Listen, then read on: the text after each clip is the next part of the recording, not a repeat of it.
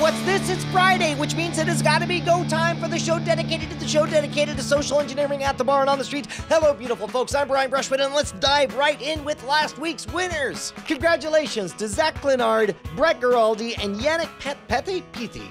Congratulations, you guys are gonna get solved from our friends at Illusionist. You'll be solving Rubik's Cubes like a dang genius, only with none of their skills, because you'll be faking, because you're a liar like me. All right, guys, some of you know that every Tuesday night I host a live comedy podcast with Justin Robert Young, where we try to crack each other up. In fact, last year we dominated the podcast awards, and I got this trophy from Chris Jericho himself. Last year, Justin and his friends put together a politically themed debate party card game that is, get this, the #1 top-rated card game in all of Amazon that's not called Cards Against Humanity. So here's the thing. After 6 months since he released it, I still have not played this thing. So today, we gathered together some friends, and we're gonna play the Contender. Okay, so here's the way it works. The moderator draws a topic card and reads it to the candidates. The candidate to the left of the moderator responds by playing 1, 2, or 3 argument cards. Play continues in a circle until each candidate has played exactly 3 cards. Candidates who do not play all 3 at once, you can have more than 1 turn. Okay, sure. Keeps going until we all wind down. But we're obligated to play 3 cards. Right. At the end of a round, the moderator awards the topic card to their favorite candidate. That person becomes the new moderator. Keep on going. One extra note on this. All of these seem like outrageous things to shout at a debate. All of them are actually based on real quotes from actual debates. Candidate, despite federal and state incentives to stay stateside, companies continue to flock overseas. Do lower prices bolster the economy, or are these companies selling American workers out? I blame Canada. They started with outsourcing maple syrup, and we followed suit. Do you mean outsourcing or exporting? Outsourcing. Oh, they don't make their started own. shipping maple trees overseas to China. Being in the military, I think I have privileged information that may be of interest to the American populace. The struggle is real. What's wrong with that? It's classified.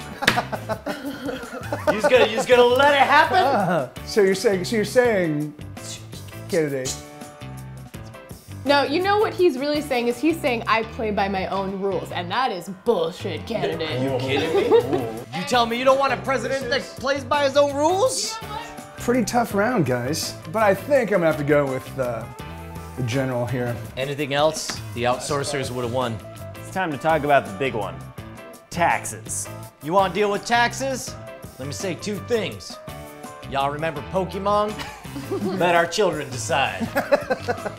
I'd just like to take this moment to thank our super awesome moderator for... That's all the card is pandering? That's amazing. And I like your honesty about the issue, and that you're just gonna let our children sort it out. In a battle-style arena, right? Candidates. If current trends hold, over 50% of Americans will admit to having used an illegal drug by the end of the year. Has our current concept of what should and shouldn't be legal gone up in smoke? That depends on what you mean by drugs. Drugs, when it comes to drugs, I am a finisher. And I look at the Coke bag as half full, not half empty. exactly, and that's what I see with this drug problem. Here's the truth. Oh, yeah. We should support drugs, not the federal government, because life moves pretty fast.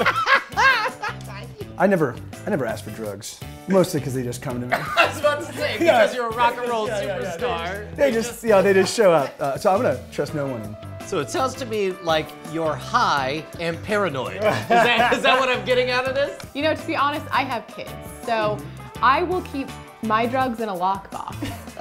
And that's really what it comes down to. That was a slam dunk for the Chief Justice of the Supreme Court. I think she'd make a fantastic president. What can Take I it say? away. It's interesting how the strategy starts to build up, where it's like you'll get a piece of a really good run, and I think it's fun to really sell it and, I don't know, put everything in. Yeah. Over the course of the game, you could kind of tell everyone was developing their own character style of who they were trying to be.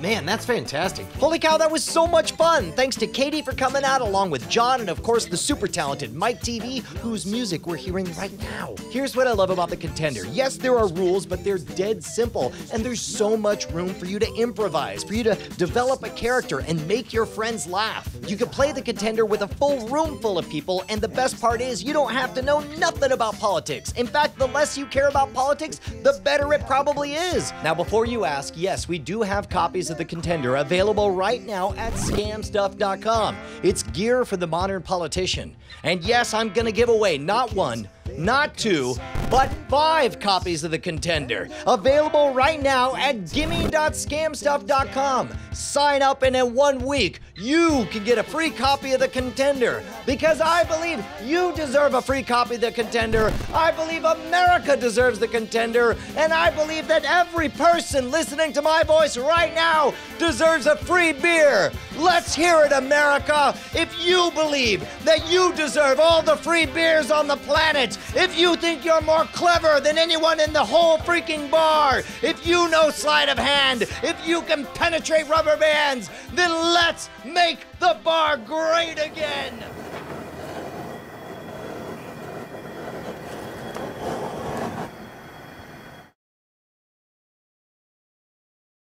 You know what? This is actually a very sensitive subject for me because I actually lost my spouse to education. Oh, no.